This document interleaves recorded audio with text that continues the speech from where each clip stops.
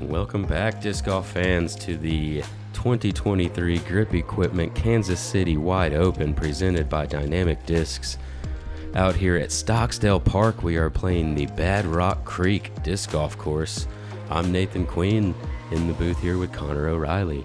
What is up, you guys? We are at the Kansas City Wide Open, and the course is half wide open, half extremely wooded, so it's a good mix out here. We see Joseph Anderson, a slow front nine, still in the lead by one with that four-stroke cushion he had coming into the round, but a lot of players right there within 2 or 3 strokes of him. Gonna need to buckle it down on the back and score some birdies. Yeah, entire top 10 under par for the front part of the course, which can be difficult to do if you're a little bit off. Brings us into hole 10, 487-foot par 3, longest on the course. Got an opportunity to lay up and play for par, or you can try to carry about 450 feet to get over this OB. Land inbounds on this pretty small green. It does get into circle 2 on the right side, but long and short right around circle's edge. It depends on the wind whether you want to go for this. I think we had a slight right to left, tail to head. It was kind of switching between tailwind and headwind, but right to left the entire time. Yeah, in today's wind, do you want to come out maybe just a touch of hyzer out of the hand for the more powerful players? You get flat on it, you might not get the drift you want. This looks good for Buhr, and a little bit left, but he's been putting great all weekend. Yeah, just incredible with how much height he had on that, how far it still went. Just getting so much power on it. And like you said, gotta throw on a hyzer today. If you turn it over, it's gonna pack it down. Won't carry. This needs to stop, and it does. He'll be inside that circle 2 on the right side. Yeah, opposite side of the circle for Burridge. Shows off his power. We saw Sullivan have some great forehand power on hole 8. He's going to lay that up here, though, which I think is a smart play. That's what I planned to do every round. Yesterday, I decided not to. Still got the par, though. There you go. Joseph looks like slower disc as well, with his kind of slow start to the round, maybe just feeling like he doesn't want to make a mistake on this one. Not necessarily a must-get birdie, but it's a confidence booster. Yeah, definitely not must-get. Brings in a lot of bogey opportunity, 32% of the field bogey or above. Doesn't look like Joseph Anderson will be part of that, though. He's right there just outside the bullseye looking for a par.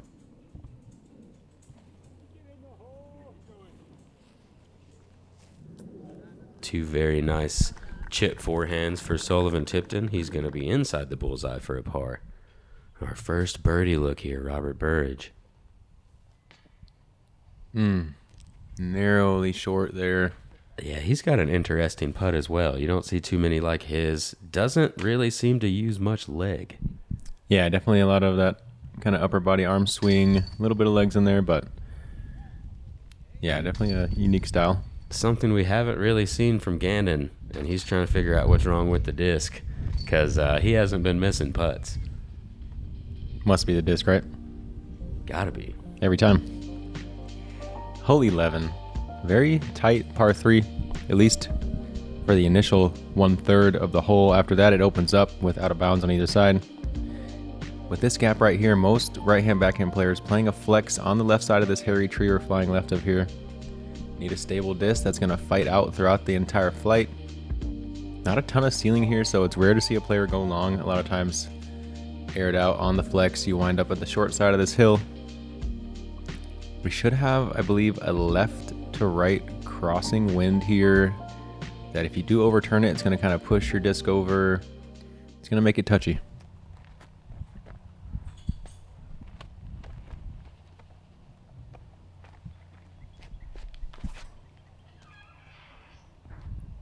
Gannon hits that gap nicely. Probably a fairway driver, and that's what you want if you can get to the bottom of that mound. Yeah, that's perfection for Buhr. Burridge a little wider. Oh, and he is going to catch that tree, it looks like. I didn't see quite where he landed at. Yeah, it looked like it kicked over to the right, but it was hard to tell. That disc was kind of a clear white. Sullivan busting out that forehand. A lot of angle on this one. Don't like it. Yeah, that left to right just going to smash that wing angle. That's well, I just mean the line in general. He hit it well, but that right side is just so hard to get the disc high enough to really even get there. Yeah, the right side probably steals half the height of this gap. It makes it difficult. Joseph looks like he faded out into that out of bounds as well. Oh, scary shot for Burridge, and he clears the grass narrowly. Wow. I'm sure he meant to throw that higher, but it worked out nicely. He's going to have a great opportunity to save his par now. Yeah, I believe that was a chupacabra from Burridge. Very overstable fairway driver. Sullivan just pitches up. This green does have that little mound that can make it a little bit more difficult here. And so inbounds here for Joseph Anderson, and he is going to connect dead center for that nice birdie. That thing was vertical out of his hand. Nathan kind of threw me off. Yeah. But in that left to right wind, kind of held it straight. Nice par save there for Burridge after not quite clearing the gap. This hole kind of right in the middle as far as how hard it played. 3.19, so over par. 21% of the field getting a birdie, but 32% bogey or above. Buhr able to clean it up. And yeah, hole 11 definitely playing very balanced score-wise. Depending on the wind, this hole can be a lot more difficult.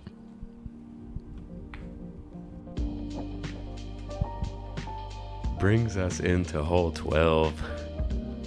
A 652-foot par 5, but what a tight gap to hit off of the tee.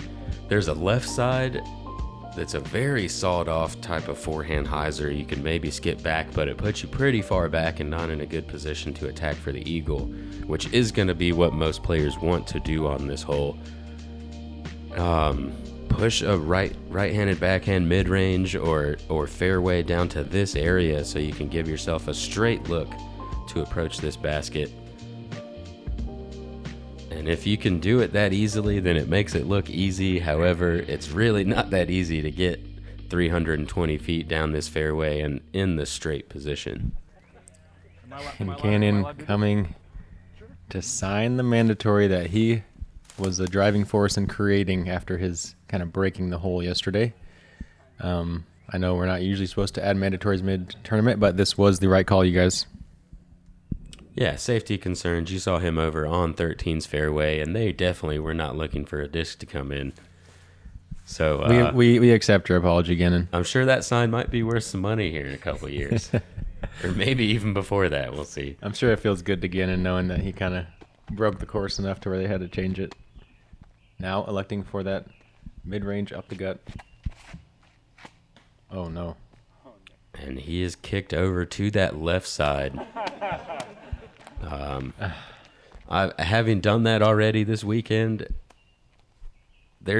he's got some options over there. There is some airspace over there depending on how far you are into those kind of dead hanging limbs. So let's see what he has. Sullivan. No, excuse me. This is Joseph. That's that Coxey again, I believe. And he really pushes the distance on that mid about as far as you can. A little bit left of where he wants to be. Birdie should still be pretty simple with chip, though. Yeah, great position. As far as birdie goes, might be able to attack. He stayed out of the wood line. Robert playing that flip up forehand with the copperhead slow approach disc, and that was masterfully thrown. Yeah, dead center. Not going to be looking straight at the basket, but is going to have an opportunity to hit the intended fairway. Sullivan also wide like Buhr, catches more of a straight kick, and he's going to have probably a more difficult position, less options. Buhr looking up. He's not intending to play this fairway regardless of the Mando. Yeah, lots of room up there. As you can see, he's going to go big flex shot, try to get back. But this is fading out towards the left side now. A lot of danger if you're off this fairway, even by a few feet. Yeah, looks like he's probably still going to end up in some trees over there on the left side. Palms to this guy. Who knows?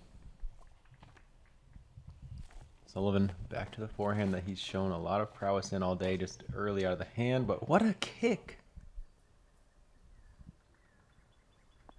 Yeah, so it looks like he'll be there Trying to get up and down for his par. Now, he didn't seem to have the right-hand backhand hyzer shape, but I don't know, I guess the low ceiling and the way he can just face the gap makes him feel good with that forehand. Burridge as well. Yeah, this is a type of shot that Burridge likes. That flex forehand, but gets a little bit too much height on that one. Yeah, I believe that was a warbird out of him. Nice kind of medium stability distance driver. So Bucket's down here far enough. He can throw standstill, and he is going to hit a gap, slide up just outside the bullseye. Did he just go mid-range putter for eagle here? Going to have almost a tap-in eagle. This shows you guys that this hole is really close to being a hard par 4, but it's right now playing as a par 5. I think it's really a true tweener at the moment. Plays difficult if you don't hit that first gap. All of a sudden, you get to that landing zone a number of strokes easier. Yeah, and speaking of tweener, Gannon's kind of in between a couple holes here. What? Between 12 I thought he was and just 13. pitching out. How did he get that much spin on that thing? Just that incredible wrist action that Gannon Buhr has. That pitch out motion carries him close to 200 feet. The go-go gadget wrist out of Buhr. I think we're going to need to get that one PDGA checked, Nathan. Right, he probably got that worked on at some factory somewhere. Oh, and Burridge off the cage for his long eagle bid. All right, Gannon, another opportunity at birdie. Two very different ways to score a birdie here on 12 for Gannon.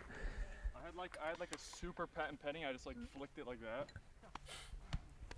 Yeah, I thought he was just pitching out on that shot going for par, and then I was like, wait, how is the disc still going? That wrist action, man. Is Joseph Anderson going to card the eagle on our card today? And there was 10 eagles today rather than 6, so few players figuring it out. I imagine it'll be a similar number for round 3. And there's that start to the back 9 that our leader is looking for. Chooses to play for par on 10, scores birdie, eagle, 3 down through 3. And let's take a look at that leaderboard. Yeah, Joseph Anderson still 2 out front. Gannon Buhr making that push, though, tying himself with Evan Scott for the round. Jacob Hemenheimer still up there 6 down.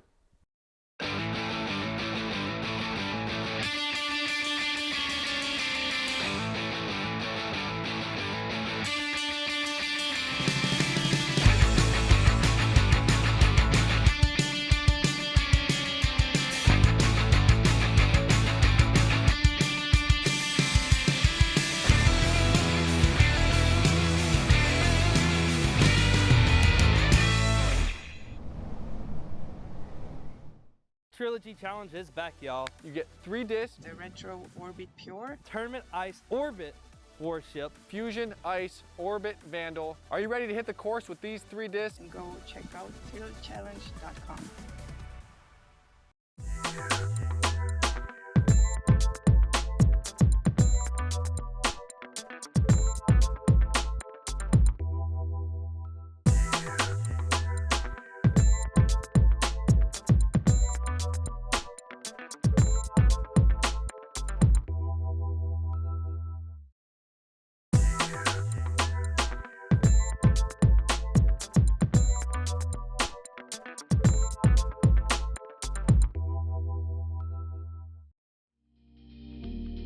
Hole 13.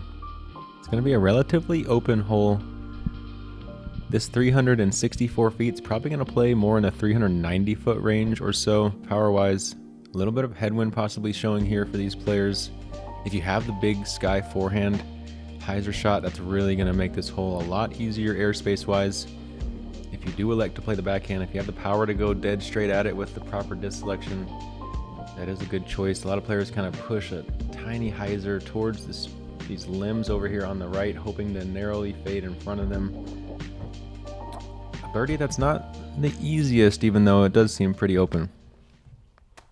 Yeah, so much OB just kind of gets in your head, and you see the tall grass. You've really got to carry your disc probably 10 feet higher than you normally feel like you would, just to get over that tall grass. And as you can see right there, he does not quite make it. Did it just hit the flag and stay OB?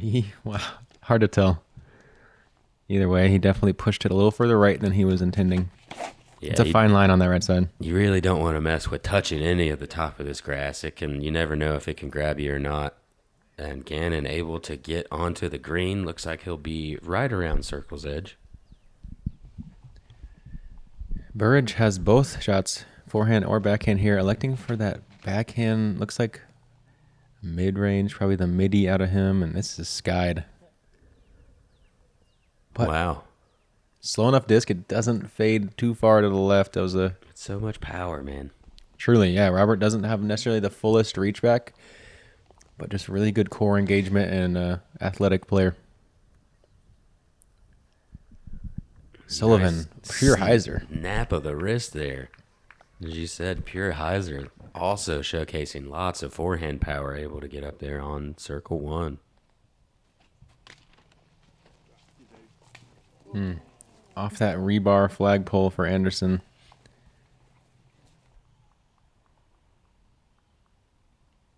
Those things are stiff, Nathan.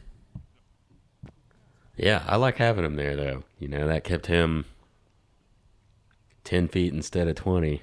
Yeah, I don't hate when I'm online a little high aggressive and it gets rewarded with the flag grab or something. Wow. And why not? As we've seen. With the camera straight through the basket says, here, I'll give it to you. Yeah, from yesterday's coverage, Gannon on fire on the green. That's a turkey for him. Gobble, gobble. Sullivan trying to bounce back here again. Yes, sir. Yeah, strong putt. 4 very different putting styles here on this card. And this hole really played pretty evenly throughout. 36% birdie, 25% par, 39% bogey or above. It's intimidating off of the tee, but well-designed hole, I believe. Yeah, I feel you throw a tailwind setup, this hole plays a lot easier. Most players can get the mid-range there. All of a sudden in the headwind, it gets a little touchy selection-wise, and the forehand power is real for sure.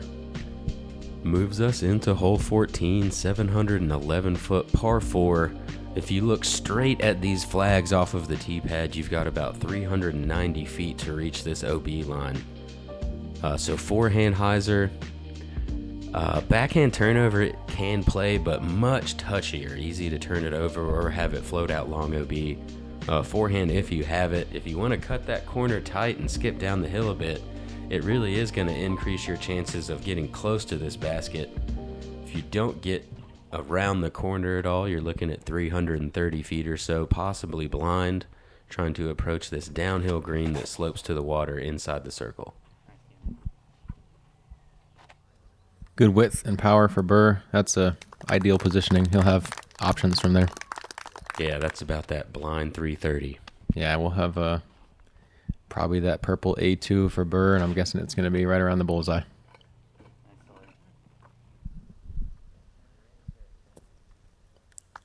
Slightly shorter and more tight for Sullivan, but it will open up more of a forehand hyzer angle for him.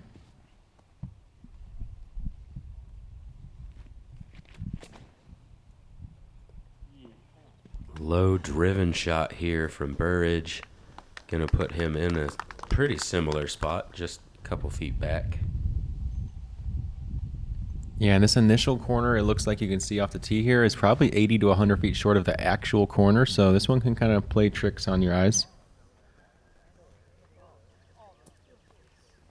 And Sullivan has the distance right, stays out pretty far left, so he's going to have the longest approach here, probably pushing 360 to 380. Does it have the brakes that it needs?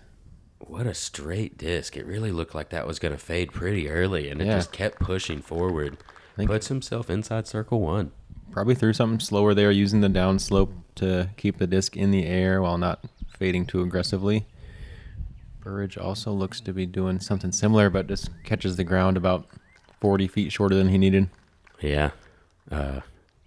Something pretty common, most likely, on this hole. Trying to avoid going long OB. I like the height on this one a little better than Burridge is. Going to let it have time to carry. Yeah, if you land right at circle's edge, it seems like you slide right up about to those bullseye whiskers the way this one slopes. And the grass is pretty grabby, but it's still kind of scary to commit to this downhill shot. Gannon going fairway driver, maybe? I think that was that A2, but he kind of just pulled it wide there. Okay, yeah, it looked kind of fast out of his hand, but I forget he has so much snap. Yeah. A great bid there from Burridge, not really looking too nervous, actually gave it too much height. Yeah, definitely a confident stroke for Robert. He's still playing a clean round. Mistakes have been par so far, and Anderson with that heavy hyzer, going to be hard. Sometimes it's just going to match those chain angles and slide right through. I think, Yeah. like we said, hopefully he can flatten it out over the years. That one might have been a little bit right, and just since it wasn't flat, it didn't have enough disc surface to catch, just kind of pushed it out. Nice birdie for Buhr, though, 4 in a row. We saw him really get moving on this stretch in round 1 we mentioned. Birdied the final 7 holes to get onto this lead card, and He's trying to birdie the last 8 right now. let's see if he can do it, y'all. Anderson has to settle for the par after a pretty well played hole. Yeah, but Tipton able to go back-to-back. 15, one of the signature holes out here, and just one of the more memorable ones. There is a right side gap that most players will not be electing for because it doesn't really give you the birdie or the ace chance, and this one's kind of just asking for an ace run. Whether you want the tight flex right hand backhand to open this gap up, or if you have the technicality to play the flip up forehand, that's the way to park this one.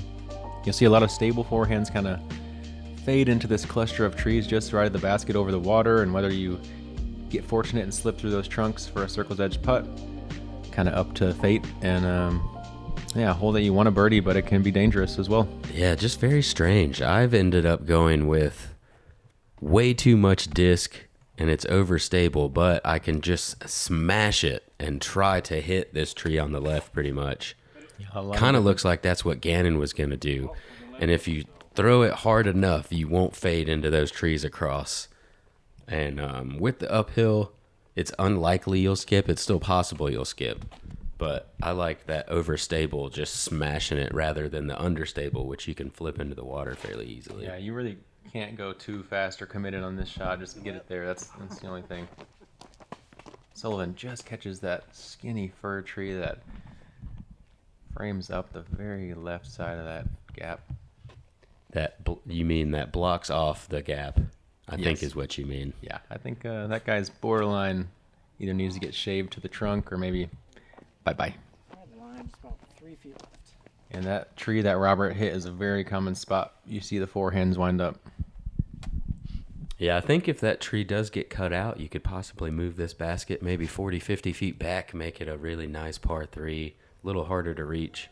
Yeah, I agree. Push it back up on that hill a little more. Still in sight, but just a little more power required. And I think that's the thing. At a course like this, here and there, we just widen it up a little bit, make the players play a slightly longer shot. And I really like some of the shapes they're trying to create out here, though.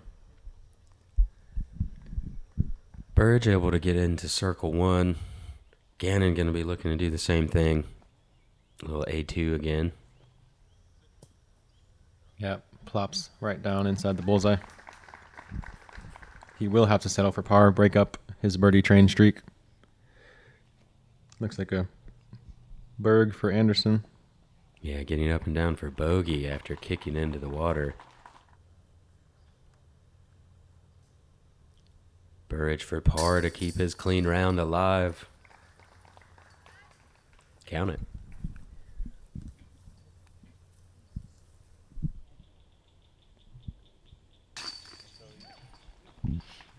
Yeah, pretty crazy to see 288-foot hole have 29% bogey or above.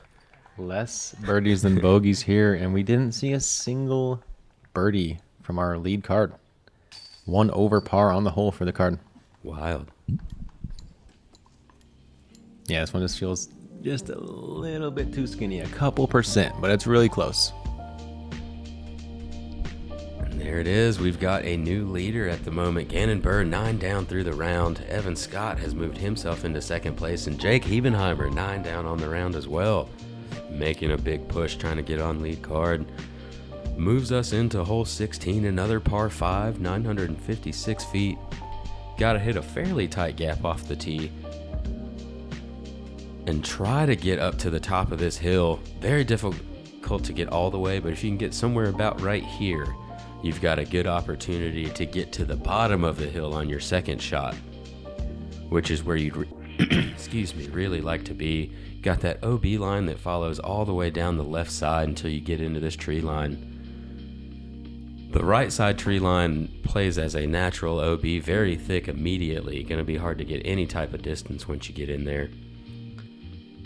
Then once you execute 2 shots and get to the bottom of the hill, you still got another gap to hit to approach. If you've executed your 2 shots like you want to, you should be about 200 feet or inside for that third. Yeah, this is one of the more polished holes on the course in my mind. I think it's a really good par 5 as is. And Gannon carries most of the way up that hill. He's going to be in a good position to throw another forehand. Would be my guess. He could throw backhand, but going to be harder to place it where you'd like to. I think if you're just looking to get to the bottom of the hill for birdie, that forehand is going to be probably the easiest, most consistent way to play it. And the backhand will be a lot touchier. Yeah, that downhill slope on the second shot drags you whichever way. If you throw forehand, it's going to drag you to the right quickly. If you throw backhand, it'll drag you left quickly. And that OB is left. So yeah, and that gap kind of positions on the right side of the fairway. So if you can pin it down on the right at the bottom of the hill, you're looking down that tunnel to the basket. Anderson, a bit wide, catches those low-hanging limbs. Fights through, though. Everyone has a chance at birdie. Sullivan going to have a lot of work to do, though. Going to take 2 rips. Oh, that's not going to do it.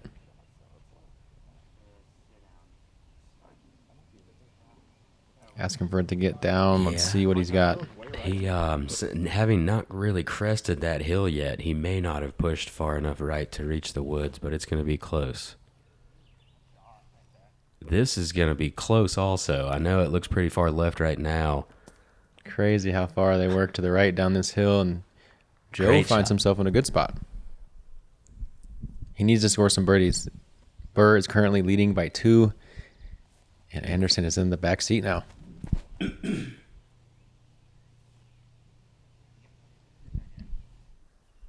Gannon did go with that forehand full hyzer, so didn't get a ton of distance on it, but he's still going to be in a great spot over there on the right side. Yeah, he'll be looking down that tunnel. Probably going to be a power mid-range for him. Let's see what he chooses.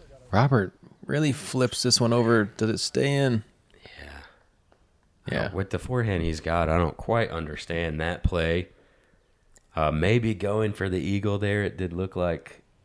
Yeah, it looked like maybe a fairway driver. I don't know if he was trying to just like drag it over into the gap, but like you said, he has been throwing some good forehands all day. I'd be interested to pick his brain and see why he chose that. Sullivan having to try to get a lot of distance, but still throwing downhill. Didn't get the nose angle right on that one. Stayed up into some branches. Looks like a Recco X out of Anderson. Hyzer flip up. Mm-hmm. Centers the gap. There's one of those birdie opportunities that he is needing to catch back up with Gannon. Sullivan going to need a little more hyzer. He threads the needle but catches one of those outside trees. Yeah, a bit too much pace there, not letting it fade in time. Buhr able to go putter. Yeah, fantastic spot here. Going to throw standstill. Great alignment. Also centers the gap up. Gannon really broke the hole down. Yeah, well done. That's how you want to play it. Should have a pretty easy birdie look as Burridge trying to do like a little air bounce sidearm step out turnover. Ultimate shot we were talking about, and almost cleans it. Going to be a long highlight putt opportunity. Yeah, difficult shot to execute. Would have been a highlight if he got that up and down. I believe this is a long bogey attempt. And there's that flag kind of helping him save a few feet on the comeback. Burridge looking to do the step through putt with his blue bonnet. And just a bit high left. Didn't really get the turnover that he wanted on it.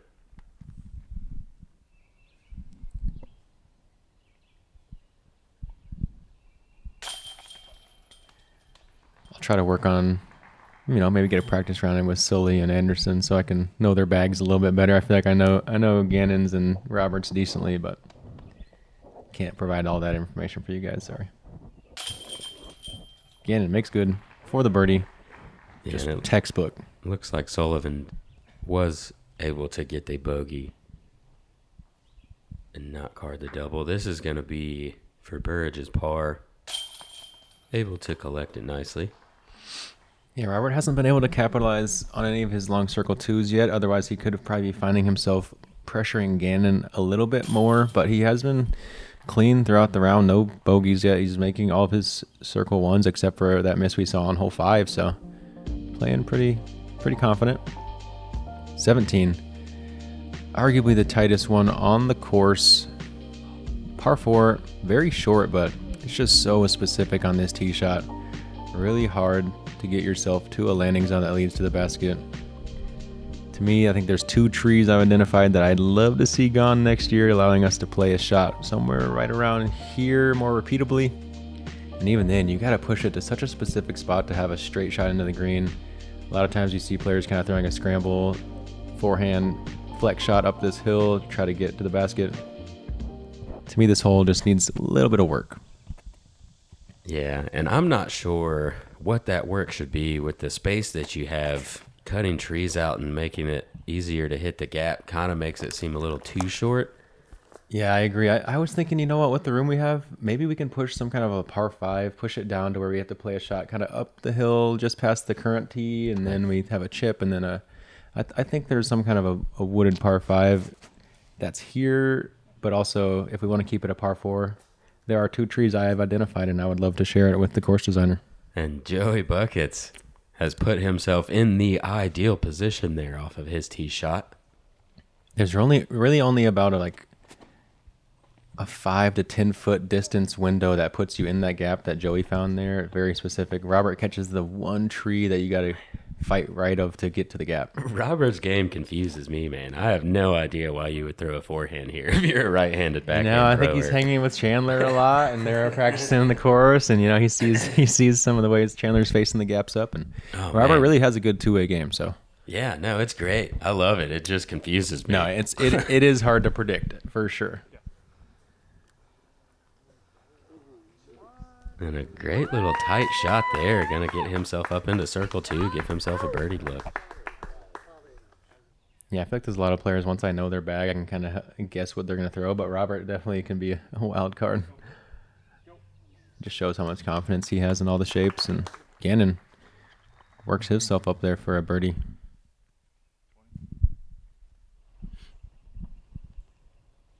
Joe from probably one of the best drives of the day on this hole. Can he beat the trunks? And he filters through. He definitely missed his line a little bit, but Yeah, I think that was intended to be kind of a straight shot and ends up sneaking through a little bit.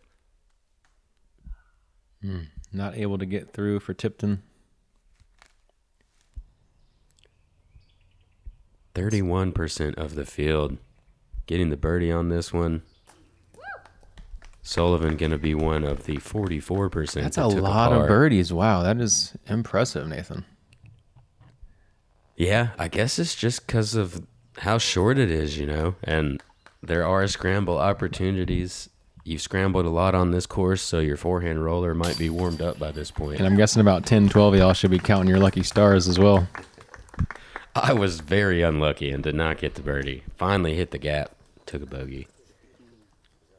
I had a similar putt to Robert and caged it. I tried to birdie hard as I could. Gannon does get that birdie. He is now 6 down on the back 9 and 11 down on the round. Still clean, along with Robert Burridge clean, but I'm sure he's wishing he had a few more birdies on this back 9. Joe really plays the drive so well that a little bit of a misfire on the upshot did not matter. Yeah, got a couple birdies. Trying to keep up with Burr, stay just 2 strokes back. Brings us into hole 18, a 924-foot par 5. Pretty interesting finishing hole. You do have an opportunity to attack for eagle, but it is going to take about a 500-foot tee shot to get up and around this tree. Most likely some 400-foot tee shots are going to put you in a position to either hit a gap or throw a big forehand hyzer around these trees to this little bubble of a landing zone. Then you've got anywhere from 300 to 200 feet, really, of OB carry to get onto this green that does have OB long inside the circle as well. So lots of distance control stuff on this one. This is a little inside right. A lot of aggression there for Buhr. Overturned, but it looks like he might have fought past those cedar trees that can really block your shot. He might be in those little wooded gaps to the right. We saw one eagle on the day yesterday from Ben Calloway. Can anybody on this lead card try to get it and climb up a little closer to Gannon? Looks to be a good spot there. He's going to have those gaps to hit on the right side. I saw Robert give himself an eagle look in practice. This one looks a little bit low, though. Yeah, no ground play either. Yeah. On that right side, it really makes you hit those gaps. The left side is farther away, but much more open, in my opinion. Yeah, usually if you're left up on top of the hill, you see players kind of play the high forehand into that second bubble landing zone. If you're right, like most of these players, you kind of have to throw more of a flat gap shot that just gets straight there. Sullivan, a fantastic shot. I hope he's not kind of stymied on that sign right there. That would be pretty unfortunate. It would be. I think with his lean out forehand, I'm sure he'll be fine, but it definitely, a meter or two any other direction, he has no worries about that sign. So definitely unfortunate. Looks like Gannon did end up in the woods. Oh, but he has a gap out and has gotten to the position that you want to be in to go for eagle. So he's going to have an approach to still try to get his birdie. Yeah, downhill run up, but he'll probably only have like a 400-foot hyzer into the green from there. Very technical shot here from Joseph as he puts himself in that kind of mouth that leads to the bubble. Very tight landing zone there. Robert going straight backhand to that landing zone. Hits the gap. Good selection. Yep, going to have 260 or so into the basket. All right, and he doesn't have to worry about that sign. Going to chip a nice little forehand around. Yeah, he makes short work of that one. So Buhr with it looks like, so this flag that he's by is where Ben Calloway's drive landed that first round that he got the eagle with, so. This looks great. I'm going to drop right on it, you guys. Wow.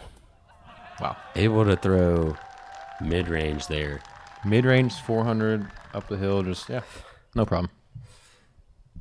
Downhill run up, who cares? Man, that's annoying. It's so cool to watch, but. The level of the game, Nathan, is just, it's getting pushed every day, and it's so, I don't know, it's inspiring, and it's fun to be a part of. I love it. Yeah, and Gannon Buhr going to finish with a turkey to shoot 12 down today. Robert tried to maybe dunk a hyzer there, got a little cheeky, but he's got a makeable putt. Let's see if he can keep his circle one pretty strong. Yeah, that's a good way to control the distance, but just didn't quite get the width on that. Sullivan, another forehand. He's really shown the strong forehand game he has all day. And there it is again, just outside the bullseye, looking for his birdie. Yeah, Sullivan had a clean round, man. He's got 8 birdies on the card. And there you go, Robert Burridge, able to finally card a second birdie here on the back nine with a clean 6 down. Pretty solid round there. Yeah, knows he left some out there, especially on some of the circle twos. But this is one of those courses that being narrowly off just makes it really hard to score. And a strong finish for Joey Buckets. The turkey on the end, he's going to have a 5 under round. Yeah, Sullivan and Joseph, both first time likely playing on the lead card on DGN, playing for Central Coast, and they both handled it pretty well. Some rocky spots, but I think they played aggressive and showed confidence in a lot of spots as well. Yeah, and Gannon Buhr has thrust himself into these lead card opportunities quite often, and now he has put himself in the lead at 20 under par. He's going to have a 2-stroke lead over Joseph Anderson. Yeah, Gannon came out clean on that front nine and was off to the races in the back, only missing 2 birdies on the back nine. Him and Hebenheimer shoot the hot 12 downs for the day. And we will have Burr, Anderson, Hebenheimer, and Scott making up our lead card tomorrow. Only 4 strokes separating them. Anything can happen on a course like this. Yeah, 4 strokes can be 2 holes out here. Gonna be fun stuff to watch. And I cannot wait. As I said, I am increasingly enjoying watching this course. Me as well. And thank you guys for joining us. Make sure to subscribe to Central Coast Disc Golf. For Nathan Queen, I'm Connor O'Reilly, and we will see you guys on Championship Sunday.